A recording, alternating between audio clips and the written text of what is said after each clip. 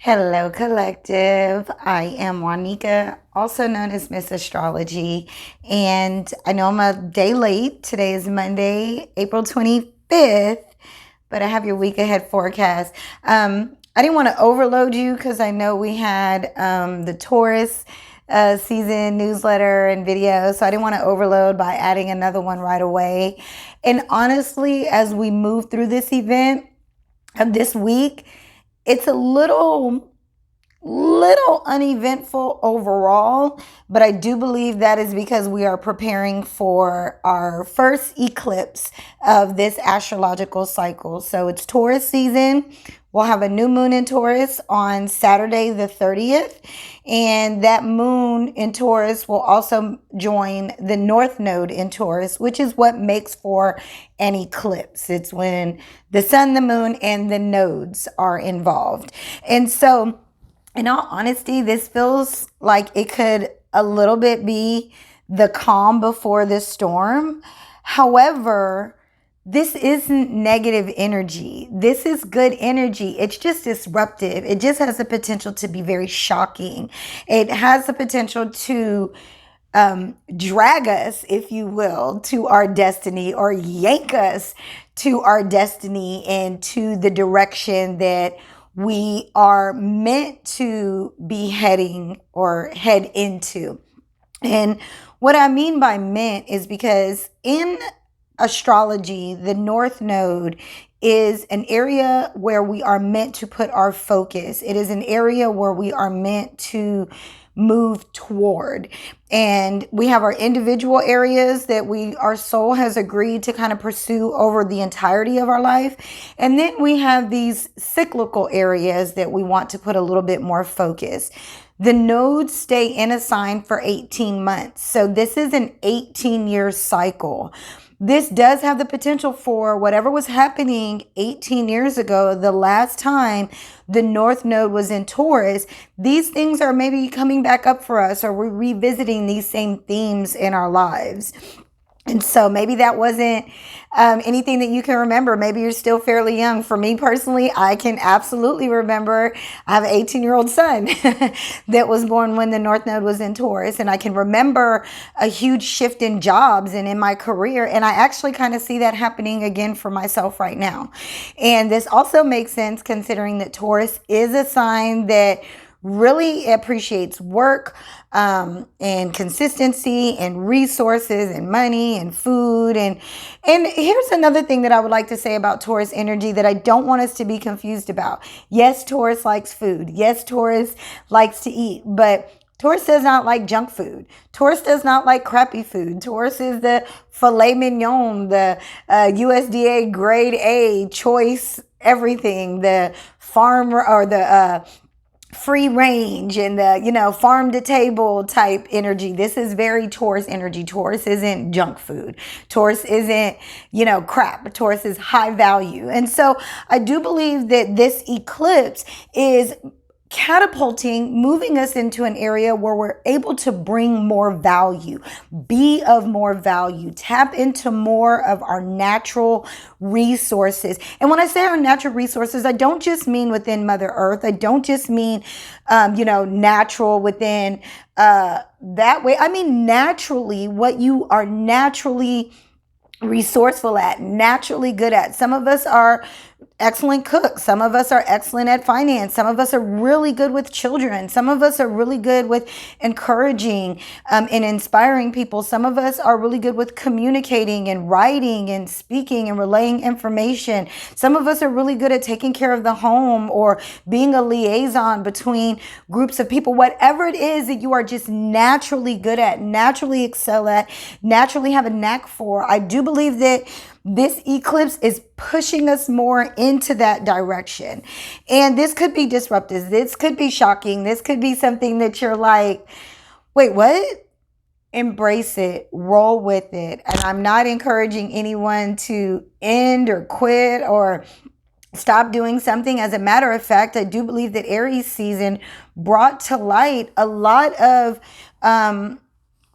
healing.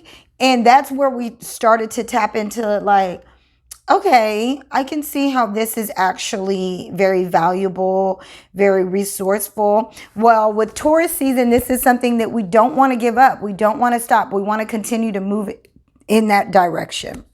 Okay, as we head into the week, the moon will be in Pisces, so we do have the potential for some emotion and some drama and all in our feels. Maybe a little sleepy, a little dreamy, daydreamy, hazy. All of that makes sense with so many planets in Pisces. We have the moon, Mars, Jupiter, Venus, Neptune. So we have a big old Pisces cluster, or stellium as we call it right now. So healing, faith, belief, all of these are brought to the forefront for us right now. But along with that comes some of the lower energy of Pisces, which can very much be daydreaming, confusion, illusion. Pisces is a sign that is known to contribute to its own self-undoing. So this could also be just being down on ourselves, talking bad to ourselves, being, hard on ourselves. And this is something that you really want to snap out of during this time. Now, on Thursday, the 29th, right before this eclipse, Mercury is going to move into the sign of Gemini, and it's actually preparing to retrograde. Mercury does retrograde on May 10th. So on the 29th, it's actually starting to slow down to kind of make that backward spin, if you will. And so really, with Mercury going into Gemini, we're probably talking more, doing a little bit more research, getting more information, exchanging information. Mercury rules Gemini. It's a co-ruler of Gemini. It rules both Gemini and Virgo. So talking and communicating, sharing information could very much be on the forefront for us right now. And that's a beautiful thing. So share the information, talk about it, think it through. But then once Mercury gets ready to retrograde, then this is really a time that we're going to be reviewing some of that information, rethinking some of these things, maybe reorganizing. And I think this is going to happen because by this time we're going to have that eclipse. And so we're going to be shook up in a lot of ways. And now we're going to be like, okay, wait. Let me rethink this. Let me see where I may need to readjust or redo or reorganize. Now, I am not necessarily saying this is the best season for making too many changes. And I simply say that because it is Taurus season. Taurus is a fixed sign. And we currently have Mercury, the North Node, Uranus, and the Sun in Taurus. And then the Moon is going to join. So we'll have a pretty big Taurus stellium. All the planets essentially are going to be in Taurus or Pisces for this eclipse. So Taurus season is not the best season to try to implement any changes. Eclipse season is not the season to try to implement any changes, start anything new, let go of anything old. That's not the time for this. We're holding steady. We're staying the course of the things that we started in Aries season. Although some information may be brought to light, well, we do realize that we're going to have to make some adjustments. We're going to need to make some changes. We're going to rethink this. Right now, just continue to stay the course. Allow these shakeups to happen so that you can really see where the value, where the resources, where the stability lies, because this is really Taurus energy. And then once we get onto Gemini season in the end of May, then we'll be ready to make those adjustments. Then we'll be ready to reorganize, rethink, readjust, because Gemini is a mutable sign. And once you get into that mutable energy, it's much easier to make changes and make adjustments. So we are really being observant. We're taking it all in, but we are slow and steady wins the race. Remember, Taurus is the bull, and the bull, it takes a whole lot to get the bull moving fast, right? And then even in that, they don't move fast very long. And so this isn't a time to be trying to make any changes, even though disruptions and shock, those things are coming. So it's a finicky energy, if you will, to where, yeah, we've got to be steadfast. We got to hold firm. We got to stay fixed, even in the face of chaos, even in disruption, even in uncertainty. And this simply is also because Uranus is a planet that wants to teach us how to be independent and forward thinking and revolutionary. And the only harsh aspect that we are getting from this will be Saturn in Aquarius. Now, Saturn is at 24 degrees of Aquarius. So while it is pretty exact to the node, it's really loose to the sun and the moon because those are going to be at 10 degrees of Taurus. So it's not an exact square to the sun and the moon, but it's a pretty exact square to the north node at 23 degrees. Now, that can feel difficult. That can feel harsh because we're talking about Saturn in a square. But what we need to remember about Saturn is Saturn does reward. Saturn rewards after we reach a level of maturity, after we demonstrate discipline and consistency, after we've put in the work, we've done the time, we've kind of become the master of whatever this skill is. And so Saturn here is saying, listen, there's going to be just some disruption, and Uranus is at 14 degrees. So Uranus is a little bit closer to the sun and moon than it is to the north node and Saturn. And so the disruption is going to be, I think, on a personal level. Personally, we're going to feel like, oh my God, can I do this?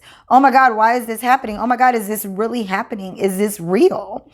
And Saturn is saying, listen, if you will stay the course, if you will put in the work, if you will be disciplined, if you will be consistent, if you will handle this in a mature way, then you're going to come out on top. Because when we think about Saturn, it is both the ruler. It rules both Capricorn and Aquarius.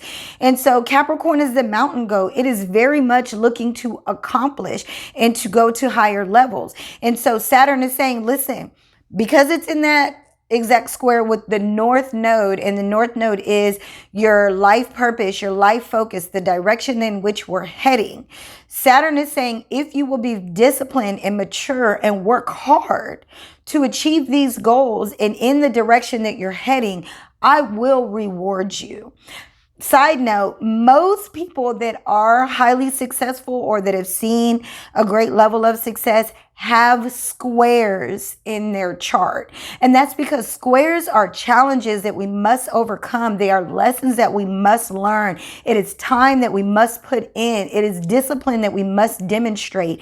And as long as we do those things, we will be rewarded. We will come out on top. And if we don't do those things, if we allow the square to fall on us, then the walls are just going to come closing in more and more. And you're going to find yourself not able to really, exceed in your purpose, exceed in your goals. You won't feel fulfilled. You won't feel inspired.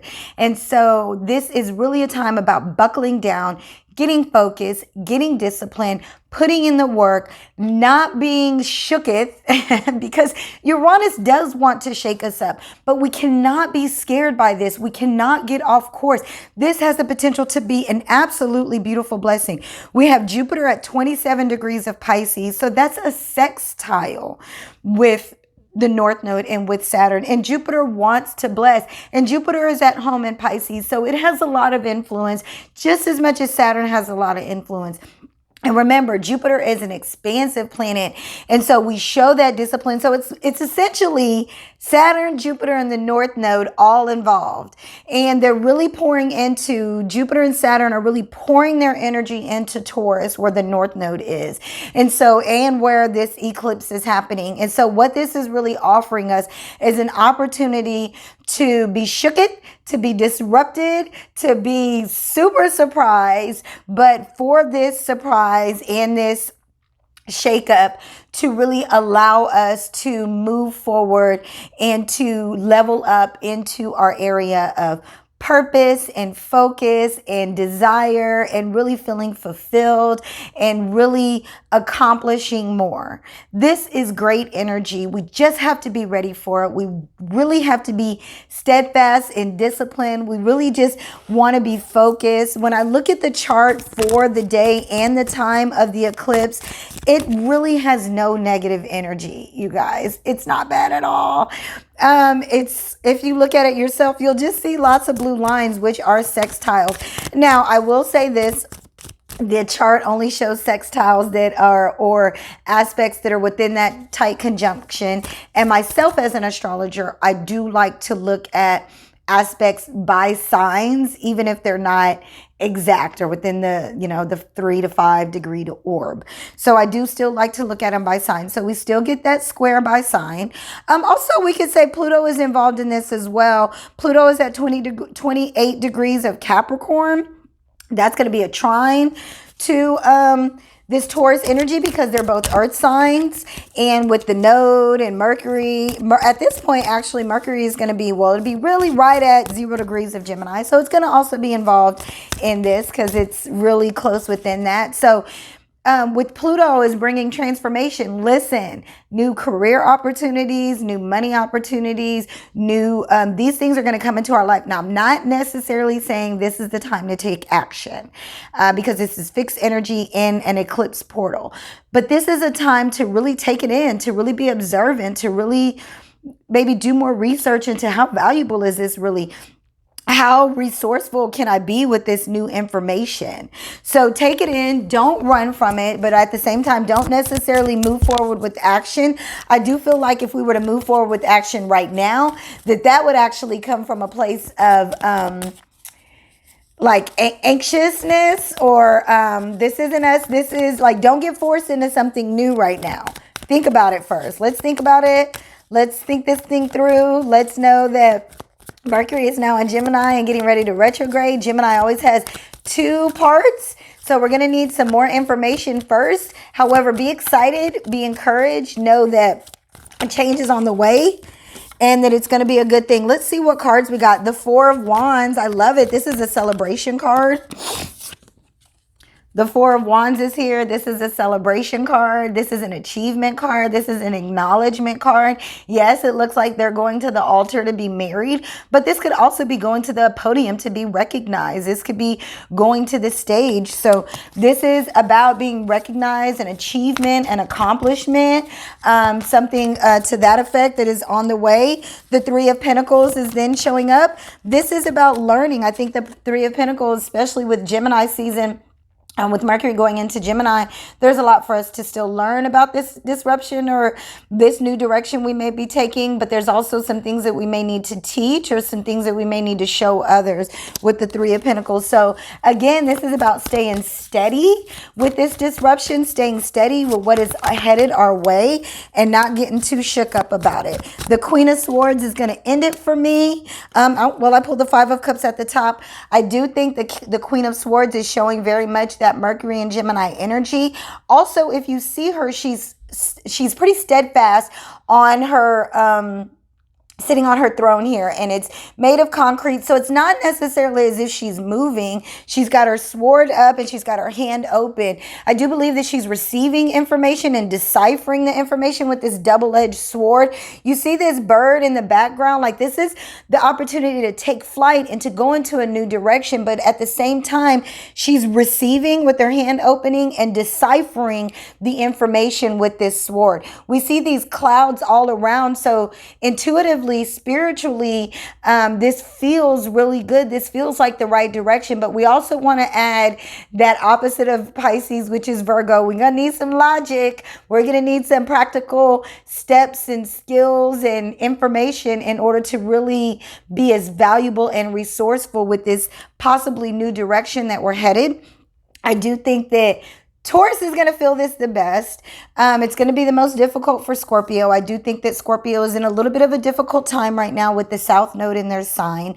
I think that Aquarius is also going to have a little bit of a hard time with this, specifically because you guys have Saturn in your sign. But Leo, this could be difficult for Leo as well, but I do think that as long as Leo is staying true to themselves, really overcoming any insecurities that they may have, really overcoming just really feeling blocked in and really showing who they are and being true to themselves, that Leos will do well. The fixed signs are going to have the hardest time with this because this disruption is going to shake them up and they're going to feel like they need to maybe make changes right away, but that's not what this is called for. We're not making changes right away. We're observing the shakeup. We're observing the changes. We're trying to see how we are able to implement these changes in our life in a way that is more valuable and more resourceful, and that we can have a firmer foundation and some stability, because that's really what Taurus wants. Taurus wants value.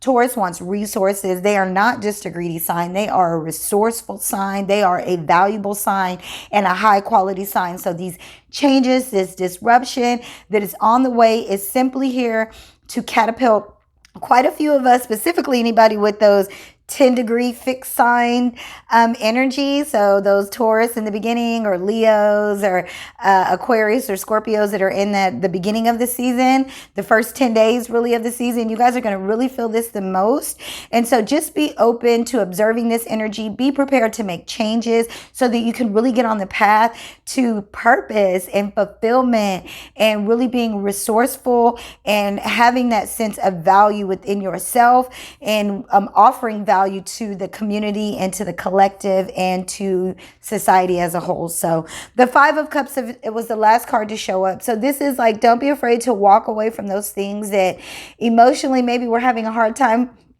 To me, this speaks more to Scorpio placements. They like to really hold on to things, but all the fixed signs do. Let's be willing to let things go and to walk away. The Five of Cups does show two more cups in the back there that have the potential to really be of benefit, of value, of resource to us, to help us grow, to achieve that next level, to overcome, and to really accomplish. So this is great energy. It is the first eclipse of this astrological new year. Let's embrace it. Let's get ready for it.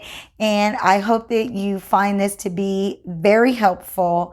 If you'd like a personal reading, if you'd like to join a class, of course, you want to get on the newsletter, subscribe to my YouTube channel, all of that good stuff, cosmicallylit.com. And until next time, peace.